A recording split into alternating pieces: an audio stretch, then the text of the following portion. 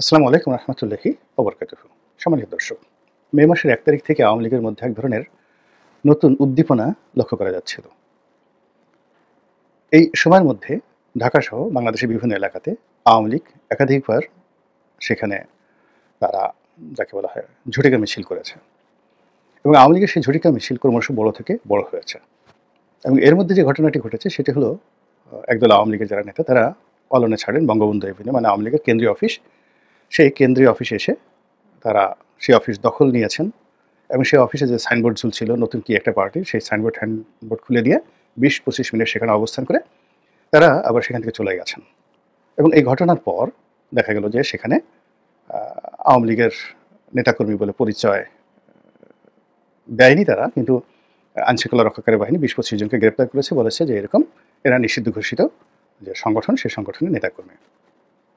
কিন্তু বাস্তবতা হলো যে আইনশৃঙ্খলা রক্ষাকারী বাহিনী নাকের ডগায়, বিএনপির নাকের ডগায় এবং ওখানে জামাত এনসিপি সবাই নাকের ডগায় কিন্তু আওয়ামী লীগ এই কাজটি করেছে, অর্থাৎ বঙ্গবন্ধু এভিনিউতে তাদের যে উপস্থিতি এটি দ্বারা তারা ডক্টর মোহাম্মদ ইউনূসকে একটা রেড সিগন্যাল দেওয়ার চেষ্টা করেছে। এই গেল বাস্তবতা, প্র্যাকটিক্যাল দৃশ্য। দ্বিতীয় যে ঘটনা সেটা হলো অনলাইনে তারা সবাই প্রচার করছিল বড় কিছু একটা ঘটবে এবং তাদের যে বিভিন্ন গ্রুপ রয়েছে, হোয়াটসঅ্যাপ গ্রুপ রয়েছে, সেখানে তাদের যে সকল বক্তা রয়েছেন সামাজিক মাধ্যমে তারা বেশ উচ্ছ্বসিত যে এই মে মাসের মধ্যে বড় কিছু একটা ঘটবে। এই কথাগুলো কিন্তু তারা বারবার বলে আসছিল এবং তারা স্পষ্টতই বিএনপির ব্যাপারে নমনীয়, তারেক রহমান সাহেবের ব্যাপারে নমনীয়, এমনকি সালাউদ্দিন সাহেবের ব্যাপারে নমনীয় এবং তাদেরকে নিয়ে কোনো রকম বিরূপ মন্তব্য করেনি। যদিও সারা বাংলাদেশে বিএনপির বিরুদ্ধে, আওয়ামী লীগের বিরুদ্ধে যে সকল মামলা হয়েছে এই মামলাগুলো কিন্তু সব বেশিরভাগই বিএনপির লোকজন করেছে। আবার সারা বাংলাদেশে আওয়ামী লীগের লোকজনকে যারা আশ্রয় দিয়েছে, তাদের সহায় সম্পত্তি যারা রক্ষা করছে তারাও কিন্তু বিএনপির লোক। সারা বাংলাদেশের কোর্ট কাছারিতে আওয়ামী লীগের নেতাকর্মীরা যে নাজেহালের শিকার হচ্ছে, তাদেরকে ধরে যেভাবে গণপিটুনি দেওয়া হচ্ছে বড় বড় নেতাকে ধরে, এখানে এনসিপি বা অন্য দলের যারা লোকজন আছে তাদের সাথে অনেক অনেক বেশি বিএনপির লোকজন রয়েছে। কিন্তু এরপরেও কিন্তু বিএনপির ব্যাপারে স্বয়ং শেখ হাসিনা এবং তার অন্যান্য যারা নেতৃবৃন্দ রয়েছেন তারা মানে আশ্চর্যজনক নীরবতা ভূমিকা পালন করছেন। শেখ হাসিনা তার স্বভাবসুর যে ভঙ্গিমা, জিয়াউর রহমানকে আক্রমণ করা, খালেদা জিয়াকে কটূক্তি করা, তারেক রহমানকে তুচ্ছ-তাচ্ছিল্য করা, এই গত ৯ মাসে তিনি একটি বারের জন্য এই কাজ তিনি করেননি। আর মে মাসে, এই পুরো মে মাসে আওয়ামী লীগের যারা নেতাকর্মী তাদের বক্তব্য, কথাবার্তা শুনে মনে হচ্ছিল যে বিএনপি এবং তাদের মধ্যে যে সম্পর্ক অনেকটা হরিহর আত্মার মতো। এই বাংলাদেশে একবার আওয়ামী লীগ শাসন করেছে, আরেকবার বিএনপি শাসন করবে, বিএনপির পর আওয়ামী লীগ আবার ক্ষমতায় আসবে, শাসন করবে এবং এই বাস্তবতা মেনে নিয়ে তারা বিএনপিকে এম্পাওয়ার্ড করার চেষ্টা করেছে পুরো মে মাস জুড়ে। এই গেল এক। ২ নম্বর হলো যে ঢাকা রাজধানীতে এরশাদ যখন আন্দোলন শুরু করলেন নগর ভবনে, তখন সেই এনসিপির যারা লোকজন রয়েছেন তারা বলার চেষ্টা করলেন যে আওয়ামী লীগের টাকায় মূলত বিএনপি চলছে। তারা ইন্ডিকেট করার চেষ্টা করলেন যে নগর ভবনে যে সকল কন্ট্রাক্টর রয়েছেন, যে সকল দুর্নীতিবাজ কর্মকর্তা রয়েছেন, তাদের একটা বিরাট অংশ তারা জনাব এরশাদকে মেয়র হিসেবে চাচ্ছেন এবং এই আন্দোলনকে তারা পিছন থেকে ধুমায়িত করছেন, শক্তি দিচ্ছেন আওয়ামী লীগের যারা লোকজন আছে। এই কারণে যে এখন যে পদ্ধতিতে ডক্টর মোহাম্মদ ইউনূস ঢাকা উত্তর সিটি কর্পোরেশন চালাচ্ছেন এবং যে পদ্ধতিতে দক্ষিণ সিটি কর্পোরেশনের জন্য একজন শক্তিশালী প্রশাসক খোঁজা হচ্ছে সত্যিকার অর্থে, যে কিনা এই দক্ষিণ সিটি কর্পোরেশনের যে জনতার মেয়র জনাব এরশাদ সাহেবের সঙ্গে টেক্কা দিয়ে চলতে পারেন এরকম একজন শক্তিশালী মানুষ কিন্তু তারা খুঁজছেন উত্তর সিটির মতো, কিন্তু তারা এখন পর্যন্ত পাচ্ছেন না। জামাত মাইন্ডেড বেশ কয়েকজন নেতাকে, ব্যক্তিকে যাকে বলা হয় অফার দেওয়া হয়েছিল। এর মধ্যে আমেরিকা প্রবাসী একজন ভদ্রলোক আছেন, খুবই পরিচিত ভদ্রলোক, আমি নাম বললাম না। তার কাছে প্রস্তাব দেওয়া হয়েছিল সরকারের পক্ষ থেকে যে তিনি দক্ষিণ সিটির মেয়র হতে চান কিনা। তো তিনি বলেছেন যে আমার এই নিরাপত্তা কি, আসবো কি, বা এটা কতদিনের জন্য, ২-৪ মাসের জন্য বা ৬ মাসের জন্য হলে তো হবে না, একটা নির্দিষ্ট টাইম লাগবে, তাছাড়া আমি এখানে আসবো না। তো এই কারণে কি হলো, তারা এই প্রশাসক, উত্তর সিটি কর্পোরেশনের প্রশাসক যত সুন্দরভাবে নিয়োগ করতে পেরেছেন, দক্ষিণ সিটি কর্পোরেশনে তারা সেটা সাহস পাচ্ছেন না। এর কারণ হলো উত্তর সিটি কর্পোরেশনে তাবিদ আওয়াল তার যে সাংগঠনিক ভিত্তি বা তার যে অ্যাগ্রেসিভনেস, এটা এরশাদের মতো না।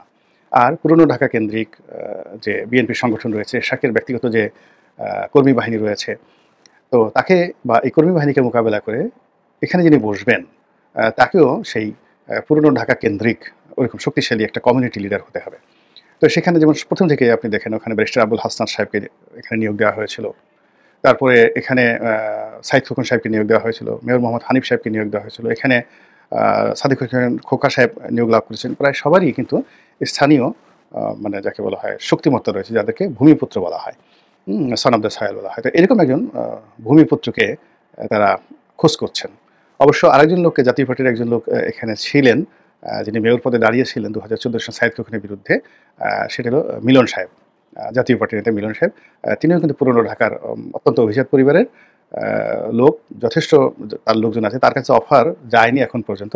তিনি রাজি যদি হতেন সেক্ষেত্রে তিনি হয়তো তার লোকজন সহকারে কিছুটা হলেও প্রতিরোধ তিনি গড়ে তুলতে পারতেন, কিন্তু দলগতভাবে বিএনপির সাথে না, মানে কমিউনিটি ক্ষেত্রে, অর্থাৎ তার সাথে যদি প্রশাসন থাকতো, তারপরে শেষে লোকজন থাকতো, তাহলে পুরনো ঢাকা থেকে 2-4 হাজার লোক ম্যানেজ করে সেখানে সবসময় সিটি কর্পোরেশন ভবনে বসায় রাখা সাইফুদ্দিন মিলন, যাকে সবাই পোস্টার মিলন বলেন, তার পক্ষে অসম্ভব ছিল না। তো এরকম আমি একটা উদাহরণ দিলাম, মানে সাইফুদ্দিন মিলনের মতো এরকম পুরনো ঢাকাতে অনেকের সঙ্গেই বিএনপি জামাতের সঙ্গে সম্পৃক্ত, বিএনপি না জামাতের সঙ্গে যারা সম্পৃক্ত, জামাতে রাজনীতি করেন, তাদের কাছে প্রস্তাব দেওয়া হয়েছিল, কিন্তু তাদের কারোরই রাজনীতি করার অভিজ্ঞতা এরশাকের সাথে নেই, এরশাকের মতো নেই, বা সাইফুদ্দিন মিলনের মতো নেই। ফলে এটাই একটা অমীমাংসিত জায়গা। এই অমীমাংসিত যে জায়গা, সেই জায়গাতে মানে এই ঘটনাগুলো মানে সরকার একটা কনক্লুশনে আসতে পারেনি। তারা প্রশাসক নিয়োগ দিতে পারেনি, এবং সেই প্রশাসক নিয়োগ দিতে না পারার কারণে কি হলো, এই এরশাকের যে আন্দোলনটা, সেই আন্দোলনটা দানা বাঁধলো, এবং সেই আন্দোলনটা একটা চূড়ান্ত পর্যায়ে গিয়ে সরকারের জন্য এতটা অস্বস্তিকর হয়ে পড়লো যে সরকার অভিমান করে তারা রীতিমতো তারা কি করলো, ডক্টর মোহাম্মদ ইউনূসকে দিয়ে বলানো হলো, বা তিনি বললেন যে তিনি পদত্যাগ করবেন। তো এই যে যখন পদত্যাগের ঘোষণা দেওয়া হলো বা এই ধরনের একটা বক্তব্য আসলো, আওয়ামী লীগের যে শিবির সেখানে রীতিমতো আনন্দের বন্যা বয়ে গেল। অ্যাজ ইট ইজ কালকে শেখ হাসিনা চলে আসছেন। তারপরে আওয়ামী লীগের যারা বিভিন্ন নেতা রয়েছেন, তাদের অনেকের ফেক আইডি রয়েছে, তারা নিজেরা চালান কিনা জানি না, কিন্তু আওয়ামী লীগের অনেক শীর্ষ নেতার যে ফেসবুক আইডি, সেখান থেকে বলা হলো যে আপনারা রাস্তায় সবাই প্রস্তুত থাকুন, যে কোনো সময় যে কোনো জিনিস আমাদের করা লাগতে পারে, ইত্যাদি আরও অনেক কিছু।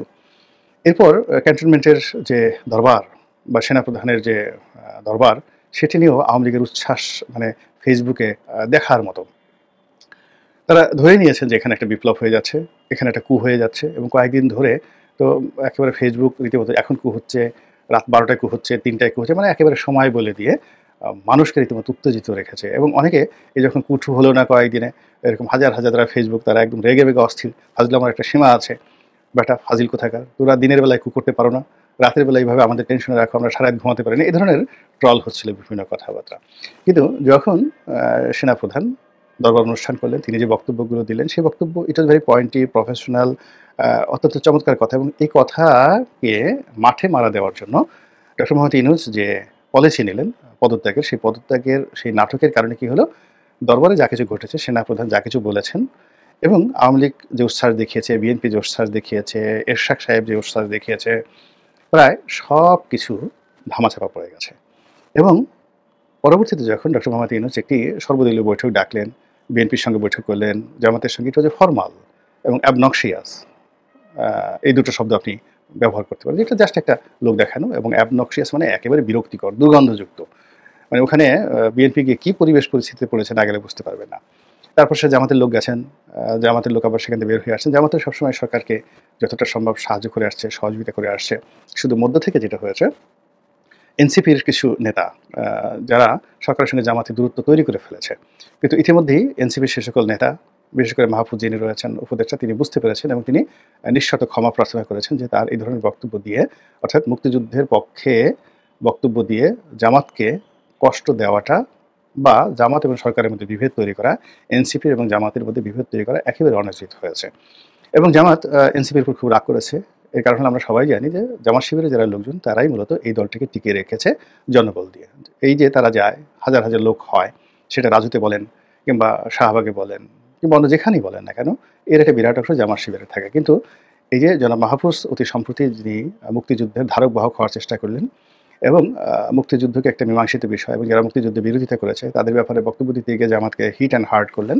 তখন জামাত অভিমান করে তারা যে কাজটি করলো সেটি হলো এনসিপি যখন নির্বাচন কমিশন ঘেরাও করতে গেল ঠিক সেই সময়টাতে আর লোক সরবরাহ করলো না এবং দেখা গেল যে অল্প কিছু লোক নিয়ে এনসিপির যারা লোকজন সেখানে কিছু বলার চেষ্টা করলেন এবং সেখানে সাংবাদিকদের সংখ্যা বেশি ছিল উপস্থিত, অর্থাৎ এনসিপির নেতাকর্মীদের সাইডে।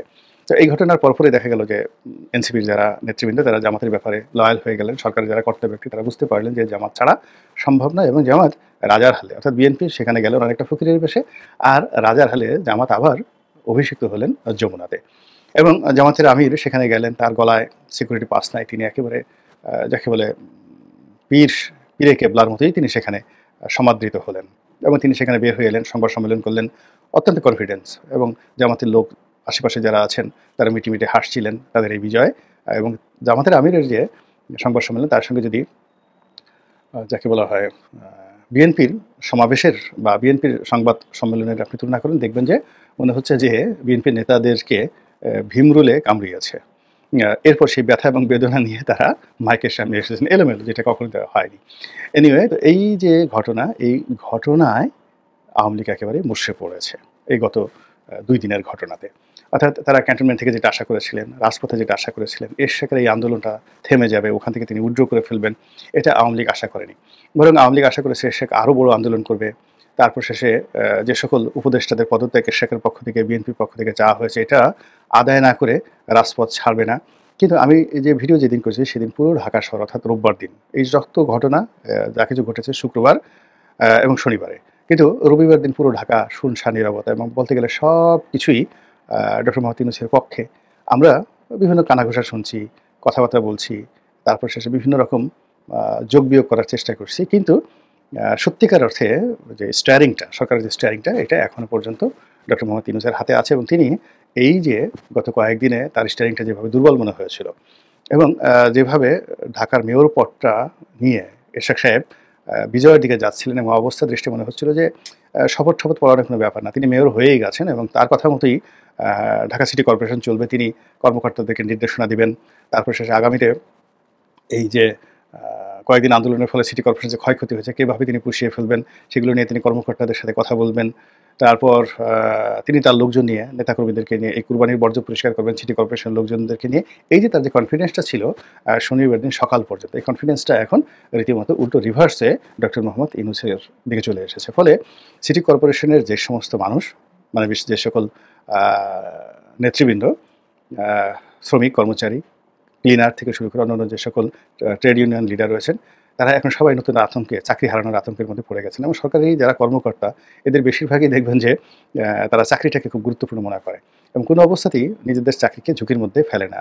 এবং তারা এরশাদের কাছে গিয়েছিল বা এরশাদকে সমর্থন জানিয়েছিল চাকরির জন্য, আবার এখন যদি উল্টো কাজ করে সেটাও কিন্তু তাদের চাকরির জন্য। এই জন্য রাজনৈতিক নেতাকর্মীদেরকে বাদ দিয়ে যে সকল রাজনৈতিক দল সরকারি আমলাদের প্রতি নির্ভর করে তাদের সর্বনাশ হয়ে যায়, যে সর্বনাশ আওয়ামী লীগ এখন পর্যন্ত বুঝতে পারেনি।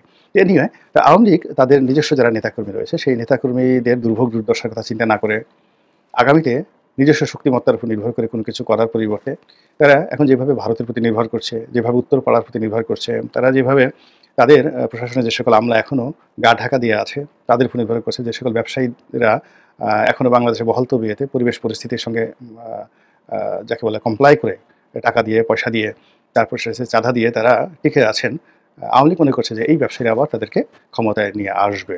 এবং এই পুরো জিনিসটাতে মে মাস জুড়ে তাদের মনে যে আশার সঞ্চার হয়েছিল সেটি মে মাসের 25 তারিখে এসে একেবারে রীতিমতো ধস নেমেছে।